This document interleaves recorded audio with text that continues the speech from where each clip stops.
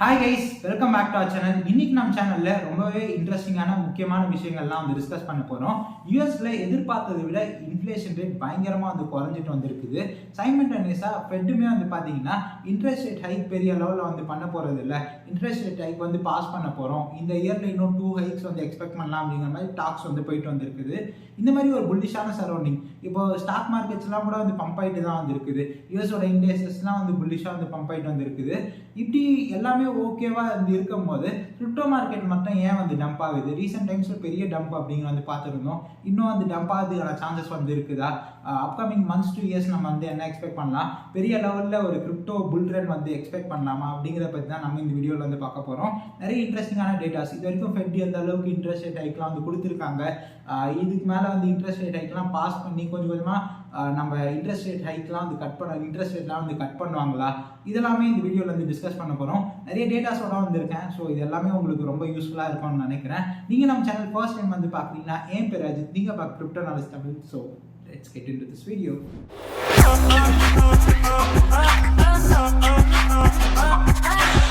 Okay guys, இப்போது inflation எந்த அளவில் யூஎஸில் இருக்குது அண்ட் இன்ட்ரெஸ்ட் ரேட் ஹைக் எந்த அளவில் பாஸ்ட் மந்த்ஸ் இயர்ஸ்லாம் ஃபெட் பண்ணியிருக்காங்க. ரொம்பவே இன்ஃபர்மேஷனலாக அண்ட் ரொம்ப யூஸ்ஃபுல்லான டேட்டாஸ் இந்த வீடியோவில் ஷேர் பண்ண போகிறேன். இது மூலயமா உங்களால் ஒரு ஸ்டான்ஸ் எடுக்க முடியும் மார்க்கெட்டில். நான் இப்போது என்ன மாதிரி இதில் இருக்கேன் அப்படிங்கிறத சொல்கிறேன். ஃபர்ஸ்ட் ஆஃப் ஆல், பெரிய லெவலில் இன்ஃப்ளேஷன் யூஎஸில் குறைஞ்சிட்டு வந்திருக்கு ரியாக்ட் ஆகி அப்படின்னு சொல்லியிருந்தேன் இல்லையா. இப்போதைக்கு 4% இன்ஃப்ளேஷன் அப்படிங்கிறது இந்த பர்டிகுலர் மந்தில் சிபிஐ டேட்டா மூலியமாக தெரிய வந்திருக்குது. லாஸ்ட் மந்த் இருந்தது 4.9%. ஸோ 0.9% குறைஞ்சது மிகப்பெரிய ஒரு விஷயம் தான்.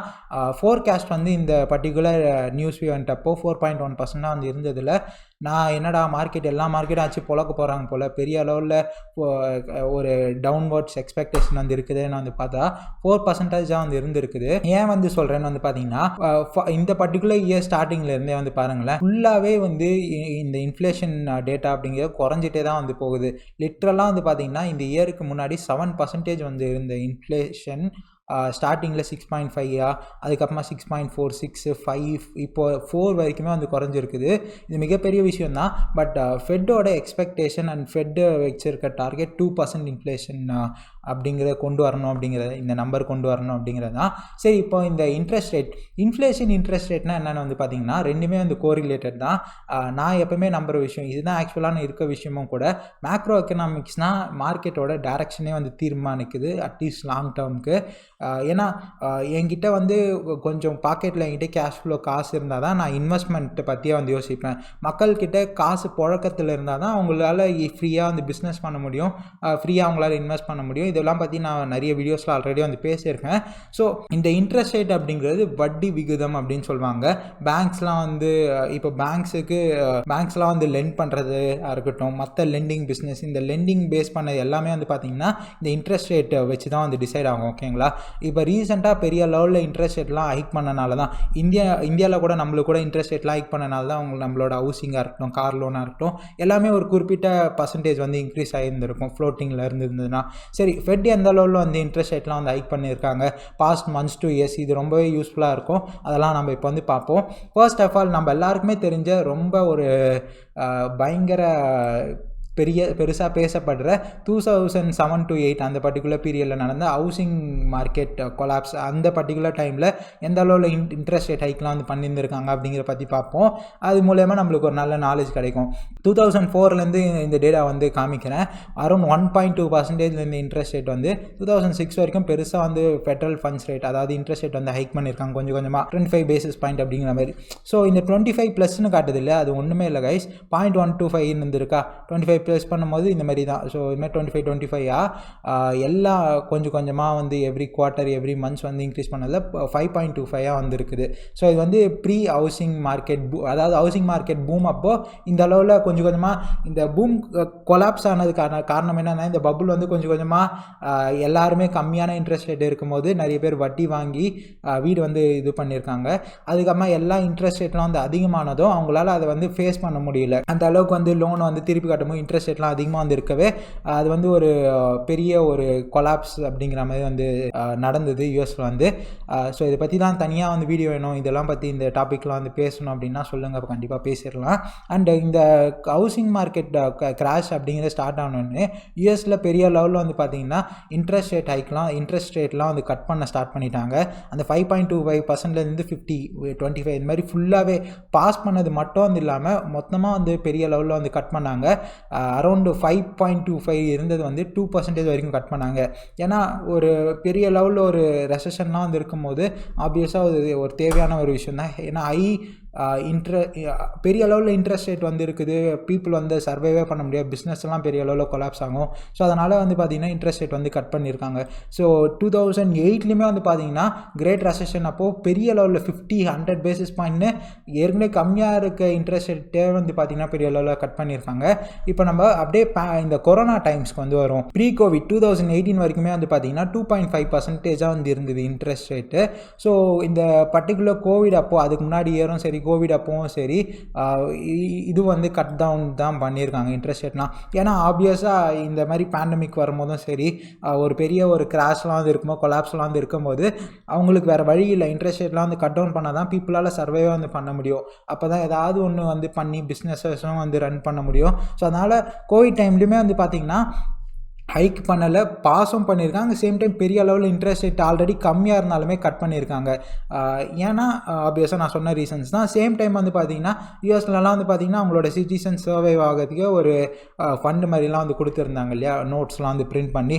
ஸோ இதெல்லாமே வந்து நடந்தனால தான் மார்க்கெட், நம்மளோட கிரிப்டோ மார்க்கெட் எல்லாமே பெரிய லெவலில் வந்து பம்ப் ஆச்சு.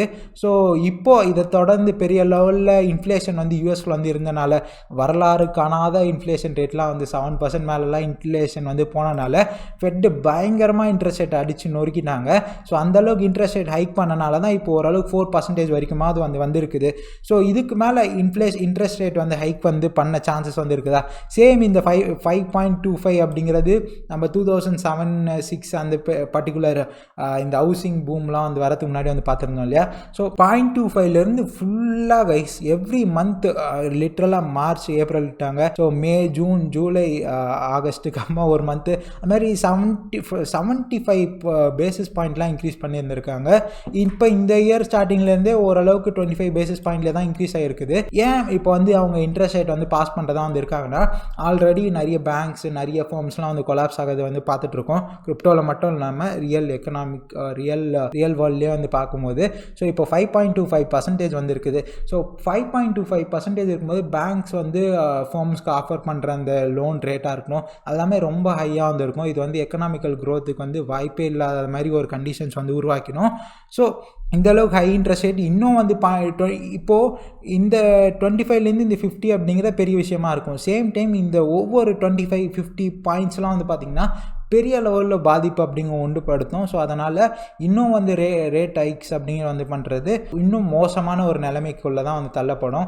மேபி ரெசஷனுக்குள்ளெல்லாம் கூட வந்து போகலாம். இந்த அளவுக்கு ஹையான இன்ட்ரெஸ்ட் ஹைக்ஸ் வந்து இருந்தால் க்ரோத்துக்கான பாசிபிலிட்டி ஆப்வியஸாக வந்து இல்லை சேம் டைம்.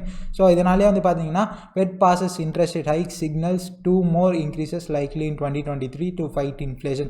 ஸோ ஏன்னா இந்த அளவுக்கு ரேட் ஹைக்ஸ் இருந்துமே கூட இன்ஃப்ளேஷன் வந்து பெரிய அளவில் ரியாக்ட் பண்ணிச்சு. பட் ஸ்டில் இன்னும் 2% வரைக்கும்லாம் கொண்டு வர பார்க்குறாங்க.